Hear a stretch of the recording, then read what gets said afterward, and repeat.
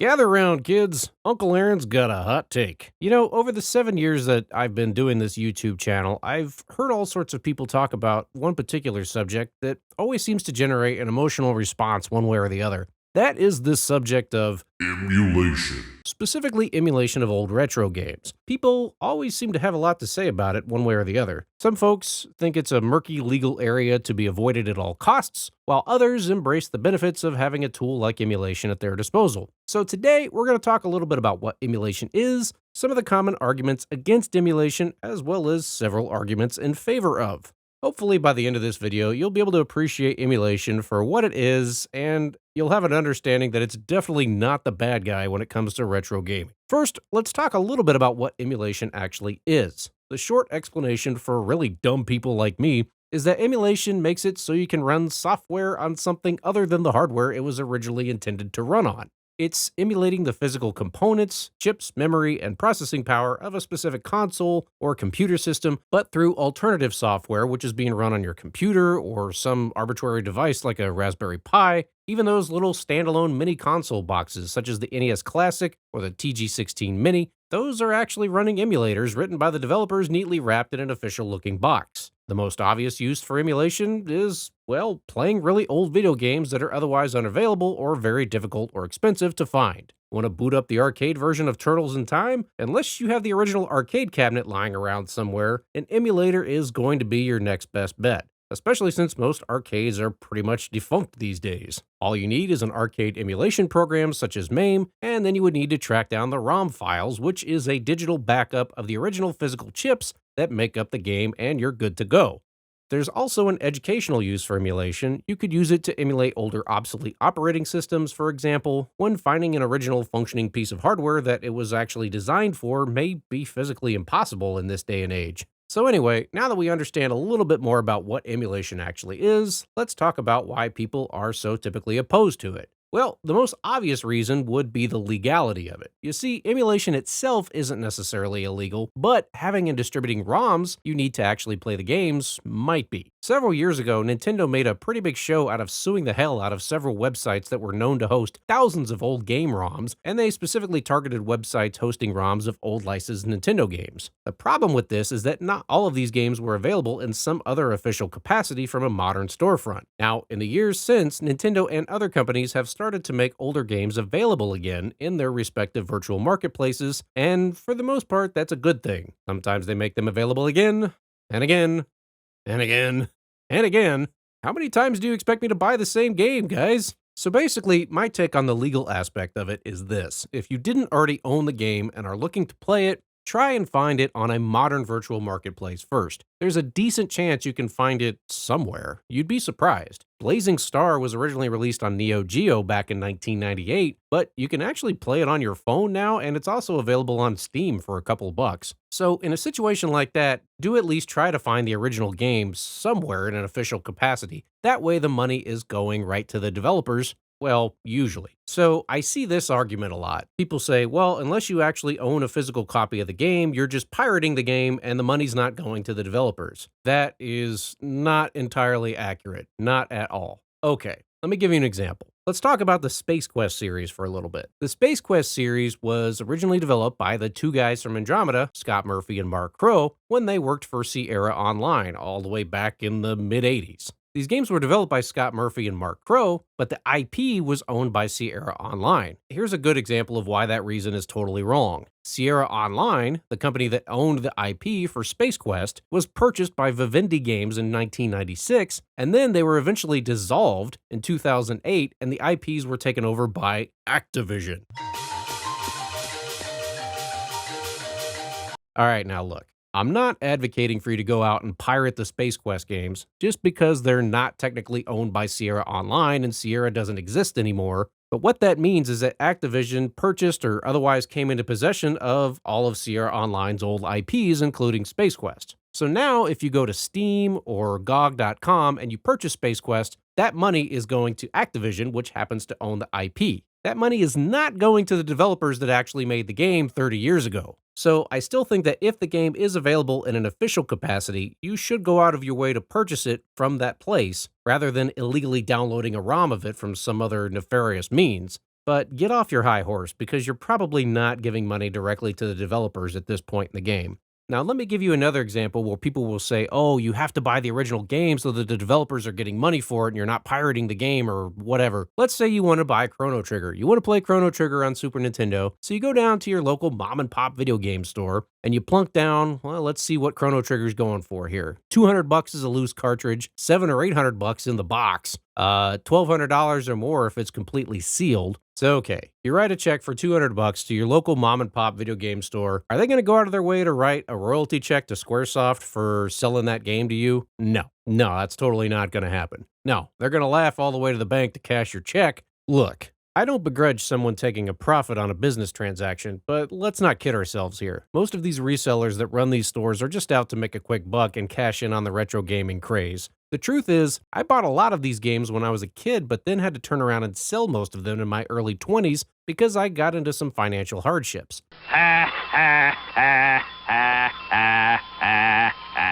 The only thing that I actually kept from my youth was my original Atari 2600. It was initially my grandparents' and then passed down to my parents and eventually to me. So for sentimental reasons, I just couldn't get rid of it. I then started trying to reacquire all of these games I had when I was a kid sometime in the last 10 or 12 years, piecing together these artifacts from garage sales, flea markets, and if it was something specific, perhaps electronicbay.com. You could find a shoebox full of games that someone was just trying to get rid of for like $10 or so at a flea market, and to be honest, I didn't look at this as collecting games. Rather, I looked at it as a rescue operation. I'd kill a Saturday morning hitting garage sales and stuff and then go out for breakfast afterwards, buying stuff and just trying to fix it up and restore it, see if I could get it working again. I never thought of it as retro game collecting. I was just buying old games to play them, either replaying some of my favorite games that I already owned at some point, or finding stuff I'd never heard of and trying it out to see what it was like. That was one of my favorite pastimes until some of these bigger game collectors moved into my area, and by that I mean random dudes with way more time on their hands than me. It seemed like they were everywhere, but they were buying games to resell them on eBay or sometimes even on the local Craigslist listing where they bought it off of just a few days prior. On top of that, several little mom and pop shops sprouted up in our area that were buying and reselling these old games. Initially, I thought that was cool. It was great to have a physical store where you could go in, look around at old games and buy or trade stuff. But even those started to show their true nature as the years progressed. You go in there to trade some old games and they give you the Pawn Stars treatment. Hey, look, bud, I gotta make a profit here, so best I can give you for Chrono Trigger is $1. And I know damn good and well a lot of the times they probably leached off of some unsuspecting mom that was just cleaning out Timmy's closet after he went off to college. They probably had no idea they were going to turn around and sell these games at a 500% markup. Now, I can't fault a place like that for charging the going rate for a highly sought-after game such as the previous example I mentioned, Chrono Trigger, but these same places will turn around with a straight face and charge like $20 for Top Gun on the NES or $30 for Bart vs. the Space Mutants.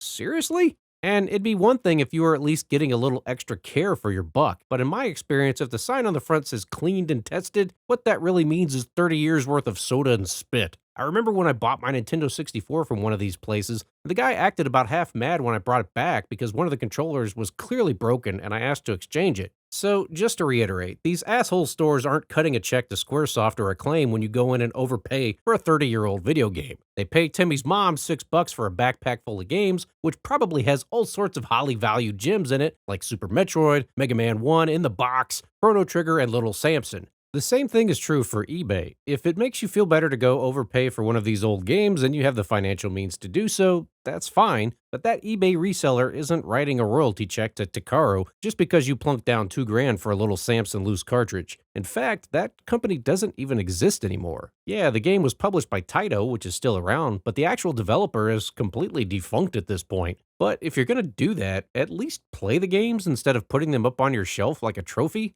Don't be that guy.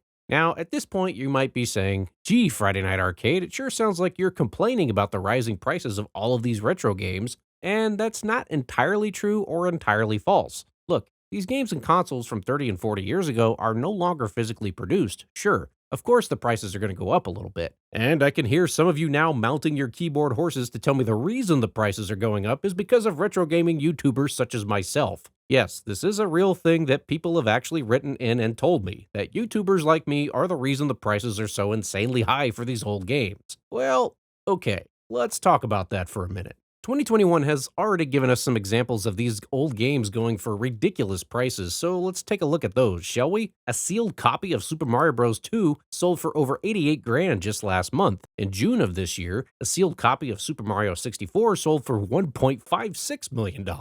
A few months before that, a sealed copy of the original Super Mario Bros. In the box sold for $2 million. But why? Each of these sales shares a common theme. All of the games were still sealed and officially graded. You see, kids, there's companies that leech off of game collectors by charging money for you to send your games into them and have them officially graded. Then you can turn around and sell them or have them help sell the game for you or something. I don't know. Boy, to me, this sure sounds like some sort of big money-making scheme by the auction house grading companies to get more people to send in their games for grading so they can charge them money as well as artificially inflate the prices of all of these old games so they can make a profit. It stinks. And you ever notice how when you hear about a graded sealed game like this selling for some insane price, it's always some relatively common game like Mario or Zelda? Well, that's because grading companies know there are a million copies of those out there lying around somewhere in people's closets or whatever, so they know they'll get more people sending in those games to pay for the privilege of their esteemed grading process. But hey, don't take my word for it. Several other folks with bigger attention spans than me have already gone down this rabbit hole, and even though both companies have come out and denied intentionally manipulating market prices, there's enough evidence for me at least to show that companies like this are not at all beneficial for the retro game community as a whole. It's just another instance of greedy corporations trying to make a quick buck. And who the hell is spending millions of dollars for sealed copies of games just to put them up on their shelf? These games were meant to be played, not sit up on your shelf so you can stare at it and fondle yourself. That's worse than people who play these old games in the wrong aspect ratio. What the hell is wrong with you people? People ask me all the time about how to get started in retro game collecting, and it's crap like this that sadly leads me to answer, just don't. And it pains me to say that. The romance of dusting off a physical cartridge and popping it into your old console is not lost on me, and it's all part of the experience, but until this retro game price bubble bursts, and I do believe it will eventually, this is the absolute worst time to try to get into it. I don't even really buy anything anymore unless it's something I want to physically show in an episode. Like, sure, keep an eye on garage sales and flea markets in your area if you want to. You never know, you might be able to catch a steal. But even thrift stores are turning into grift stores. You've got Goodwill auctioning off sealed copies of The Legend of Zelda for hundreds of thousands of dollars. Fun fact, stores such as Goodwill have changed their policy to where if game donations come in, they're not supposed to put them back on the shelves for resale, and instead they're instructed to take them to the back so they can be auctioned off on their website for maximum profit. Seriously? Fuck you, you asshole! All of a sudden, emulation doesn't seem so bad, eh? Ah, but Friday Night Arcade, your logic is faulty. I can hear you now. Emulation is never going to be as good as playing on original hardware. If I play on emulation, it's going to be all glitchy and messed up, right? Well, several years ago, that would totally be true. And it kind of depends on the game. Here's a clip from Jurassic Park on Super NES. The intro has some Mode 7 effects with a sweeping overhead shot of the island. Okay, now here's the same intro from Jurassic Park, but running on a much older SNES core on a severely outdated version of RetroArch. Note the graphical glitches at the top of the screen and also when you press the start button on the title screen. Okay, now here's the same intro from Jurassic Park again, but running on a much more recent SNES core via the current build of RetroArch. Note the glitches we saw before are now gone. Now, that's a relatively benign example of graphical glitches from emulation, but you get the idea. You can't really tell much difference between the updated version of RetroArch and the version recorded off original hardware. Other than the version off original hardware is all blurry and old looking. You see, kids, back in the early days of the channel, I used to record game footage off original hardware using composite cables piped into this Magnavox DVD recorder.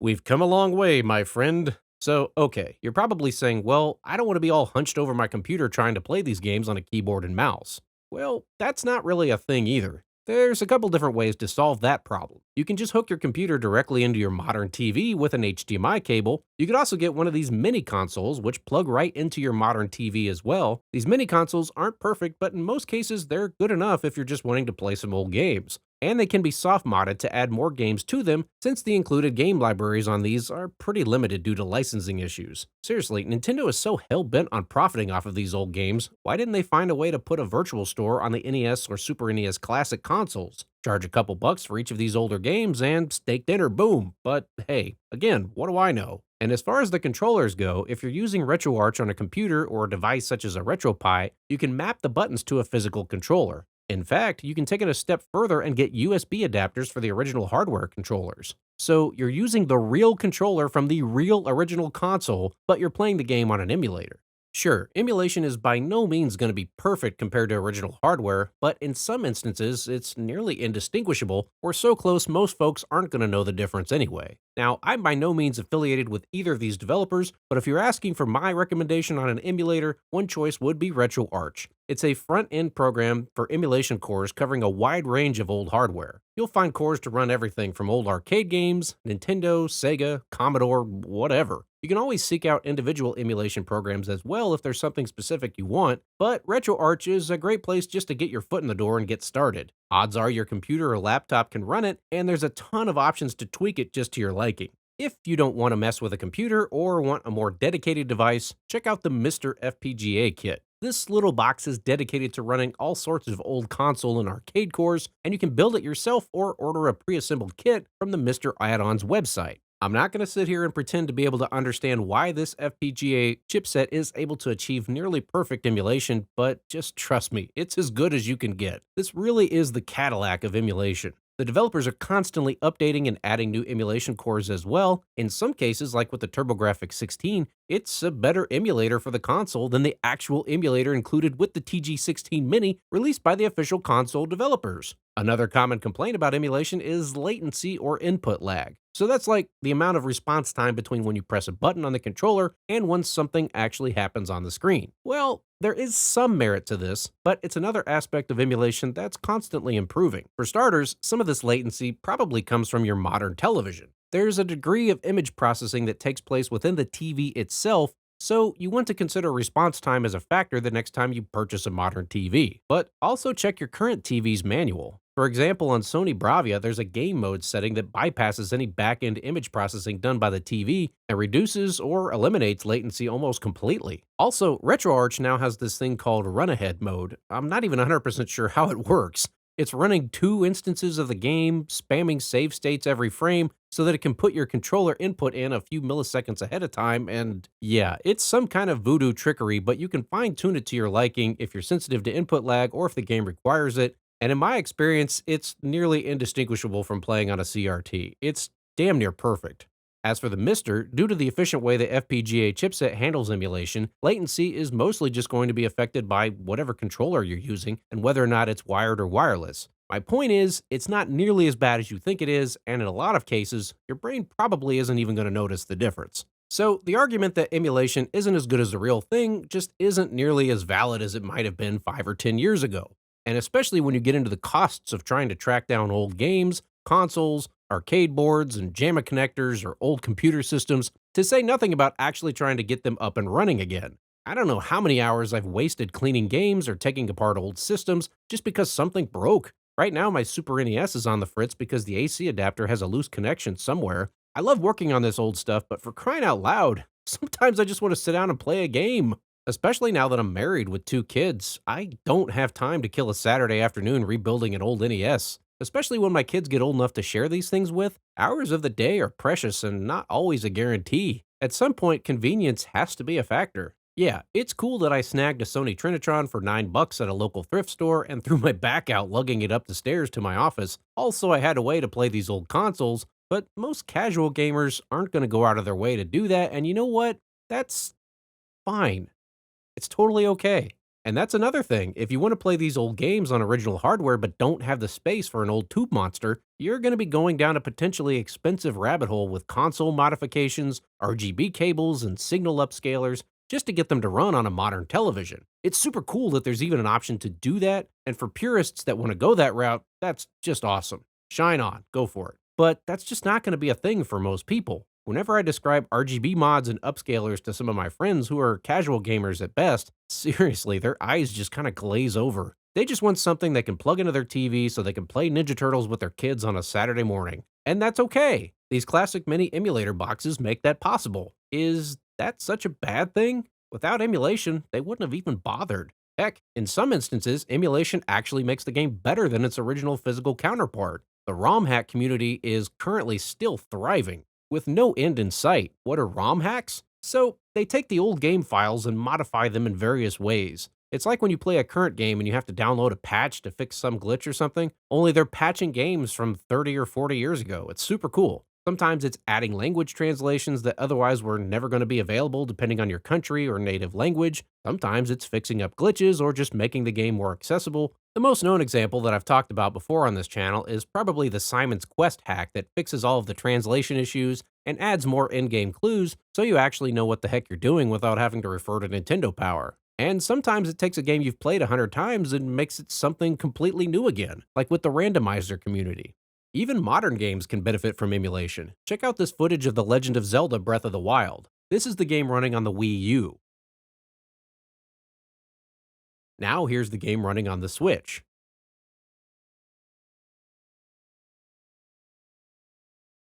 And now here's the game running on the CEMU emulator on a PC in glorious HD at 60 frames per second with all sorts of HD graphics packs added on. There's a whole YouTube channel dedicated to the CEMU emulator and tweaking and just making it run as good as you possibly can. If you're interested, definitely check this guy out. He's doing the Lord's work. Now, I'm not advocating that you go out and pirate The Legend of Zelda Breath of the Wild. Regardless of how you want to play the game, you should pay for a copy of it first. But why should we have to suffer through crappy gameplay just because Nintendo is always about 6 years behind on their console specs? Not to mention they haven't gotten a controller right since the Super NES. What is this anyway? Hey look, we glued 2 Clark bars to a PDA. Stupid! You're so stupid! Another complaint about emulators that I've seen from esteemed members of the retro gaming community is that by playing on an emulator, you're somehow not playing the game as it was originally intended by the developers, especially if you use some of the emulator's creature comforts such as cheats, save states, or the ability to rewind the game a few seconds and try something over again like a really difficult jump or whatever.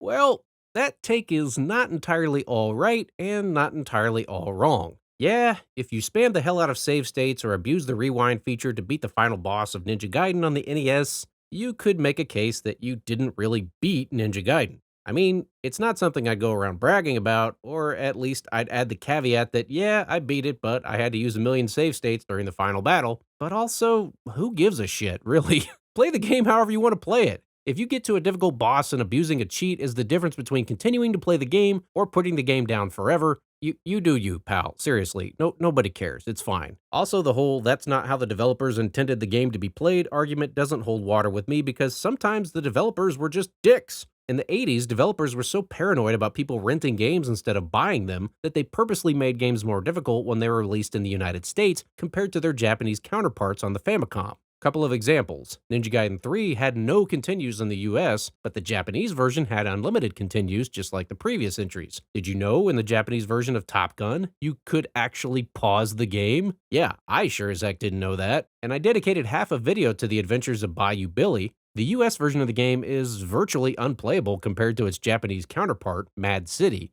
So, yeah, whatever. Play the game however you want to play it. But nobody cares and it doesn't matter. For me personally, if I'm using an emulator, I don't really use rewind, but if the game doesn't have a built-in save feature or at least a password system, I have zero qualms about using save states in between levels. Look, I've got 15-month-old kids. I ain't got time to replay that crap 100 times just because the developers 30 years ago were jerks.